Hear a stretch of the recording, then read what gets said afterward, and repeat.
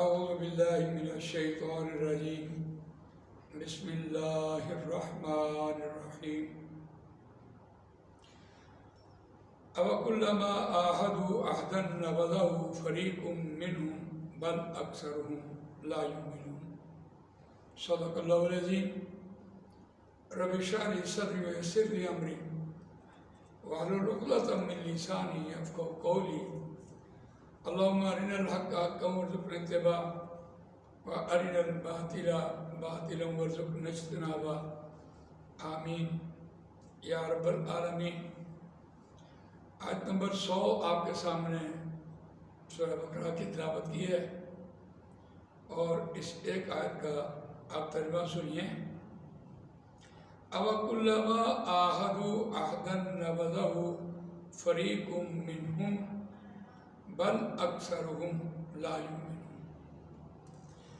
کیا جب کبھی عہدوا ان سے وعدہ لیا، عہدن کسی قسم کا کوئی وعدہ، نبذہ انہوں نے پھینک دیا اسے، فریق منہم ان میں سے ایک گروہ نے، بل اکثرهم لا یؤمنون بلکہ ان کی اکثریت ایمان نہیں رکھتی۔ بہت ہی خوبصورت بات کہی قرآن مجید میں یہاں،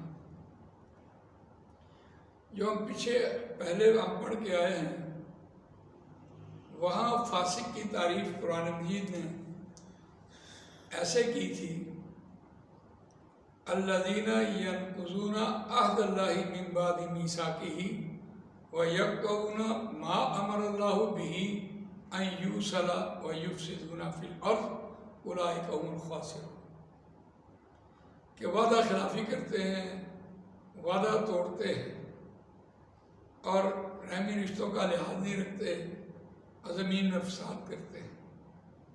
اب یہاں بھی جب قرآن مجید نے جس چیز کی طرف اشارہ کیا ہے وہ کیا ہے کہ پچھلی آیت میں ہم پڑھ کے آئے ہیں، وَلَقَدْ أَنزَلْنَا إِلَيْكَ آيَاتٍ بَيِّنَاتٍ وَمَا يَكْفُرُ بِهَا إِلَّا الْفَاسِقُونَ۔ اس کا انکار فاسق ہی کرتے ہیں، نہیں انکار کرتے مگر اس کا فاسق۔ اب وہ فاسق کی تعریف قرآن مجید نے پچھلے مضمون میں بھی کی اور یہاں کیا کر رہا ہے، اوکلما عاہدوا عہدا نبذہ فریق منہم بل اکثرهم لا یؤمنون۔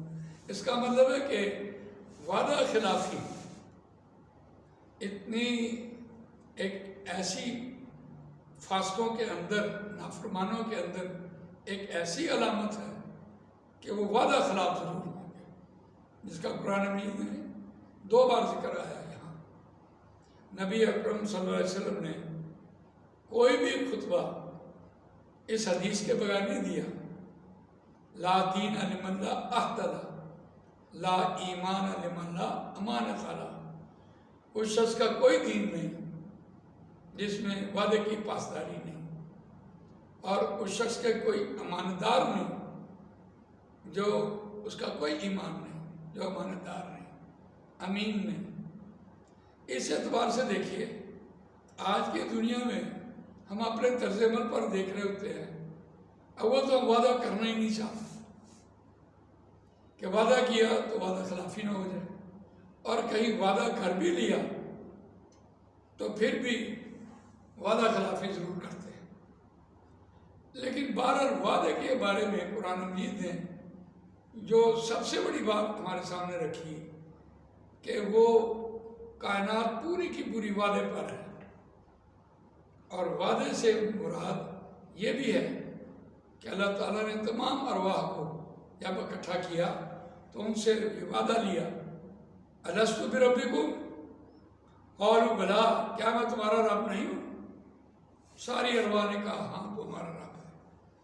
تو یہ کیا وعدہ نہیں تھا ربوبیت کے ہونے کے حوالے سے کہ ہم اب اللہ تعالیٰ کو اپنا رب مانتے ہیں؟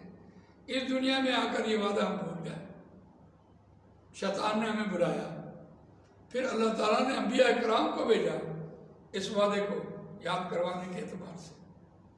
لیکن میں تو کچھ اور بھی سمجھتا ہوں، میں یہ سمجھتا ہوں کہ پوری کائنات ایک وعدے پر کھڑی ہے، ایک وعدے کے لفظ کو اور اس کے ایک عمل کو نکال دیں، سارا نظام تلپٹ ہو جائے گا۔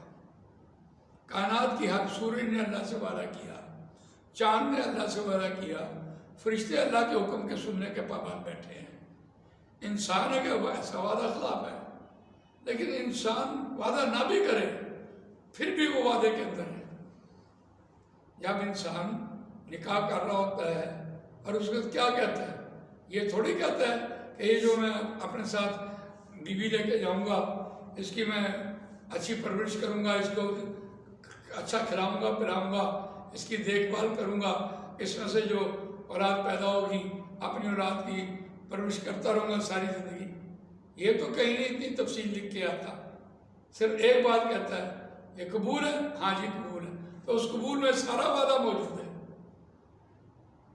ساری زندگی میں اگر ہم نے کہیں جاب کی ہے، اگر ہم نے لکھ کے بھی دیا ہے، ہم نے گھر آنے کا وعدہ نہیں کیا ہوتا۔ ساری زندگی میں جو ہم کام کر رہے ہوتے ہیں ایک وعدے سے ہی ہوتے ہیں۔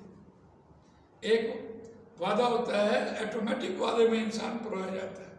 ہم اس وعدے میں نہیں ہیں۔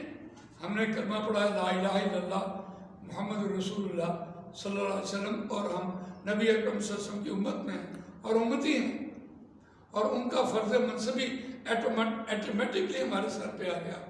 وَكَذَلِكَ جَعَلْنَاكُمْ أُمَّةً وَسَطًا لِتَكُونُوا شُهَدَاءَ عَلَى النَّاسِ وَيَكُونَ الرَّسُولُ عَلَيْكُمْ شَهِيدًا۔ یہ لوگوں کے اوپر گواہی دینا، یہ ہم نے وعدہ کیا تھا، یہ مسلمان ہونے کے ناطے ایٹومیٹک وعدے کے اندر آ گئے۔ تو ایک تو ہوتا ہے ایٹومیٹکلی انسان اس وعدے کے اندر ہے، بالکل ٹھیک، ہم ماں کی عزت کریں، باپ کی عزت کریں، احترام کریں، یہ سارے وعدے میں ہوتی ہیں باتیں۔ پڑوسی کا لحاظ رکھیں، یتیم کا مال نہ کریں، اخلاق سے بولیں، جھوٹ نہ بولیں، بے ایمانی نہ کریں، ہیرا پھیری نہ کریں، ملاوٹ نہ کریں، ظلم نہ کریں، زیادتی نہ کریں۔ اچھا یہ سب کچھ کریں تو اللہ کا کیا گیا؟ یا رسول اللہ صلی اللہ علیہ وسلم کا کیا نقصان ہوا؟ انسان نے اپنا وقار خود ہی خراب کر دیا۔ ایک آدمی سے جھوٹ بولا، وہ کبھی دوسری بار اس کا اعتبار نہیں کرے گا۔ تو یہ ایٹومیٹک انسان وعدے میں ہے۔ لیکن ایک وعدہ ایسا بھی ہے، ان العہد کان مسئولا، جو انسان زبان سے وعدہ کرے اس کو اسے پورا کرنا ہے۔ تو اس اعتبار سے وعدے کی اہمیت دیکھیں کہ وعدے کی اہمیت نبی اکرم صلی اللہ علیہ وسلم نے کتنی بیان فرمائی، اور قرآن مجید نے جہاں کل نیکی کا تصور بیان کیا، لیس البر ان تولوا وجوہکم قبل المشرق والمغرب ولکن البر من آمن باللہ والیوم الآخر والملائکۃ والنبیین وآتى المال على حبہ ذوی القربى والیتامى والمساکین وابن السبیل والسائلین وفی الرقاب اقام الصلاۃ وآتى الزکاۃ والموفون بعہدہم اذا عاہدوا، اور پورا کرنے والے اپنے وعدے کو، وعدے کے جب وہ وعدہ کریں، والصابرین فی البأساء والضراء وحین البأس اولئک الذین صدقوا واولئک هم المتقون۔ وہی لوگ تو متقی ہیں اور وہی لوگ اپنے دعوے میں سچے ہیں۔ تو وعدے کی اہمیت، وعدے کی پاسداری، اور سچی بات یہ ہے کہ قرآن مجید نے یہاں جو وعدے کے حوالے سے بات کی ہے، کہ خصوصاً یہود کے بارے میں بات ہو رہی تھی کہ انہوں نے بہانے تراشی کی، اور یہ جو آیتیں ہیں یہ خالصتاً ان کے بہانے بازیوں کے حوالے سے ہمارے سامنے بات آ رہی ہے کہ وہ فاسق کون ہوتا ہے؟ جب کبھی وہ وعدہ کرے اور وہ اپنے وعدے کے خلاف کرتا ہے اور وعدے کو پھینک دیتا ہے۔ ان میں سے ایک گروہ کا تو یہ کام ہے جو یہ کام کر رہا ہوتا ہے، بلکہ ان کی اکثریت ایمان نہیں رکھتی۔ جزاک اللہ خیر۔ اللہ تعالیٰ مجھے آپ کو قرآن مجید پڑھنے، سمجھنے، اس پر عمل کرنے، اس کو دوسروں تک پہنچانے کی توفیق عطا فرمائے۔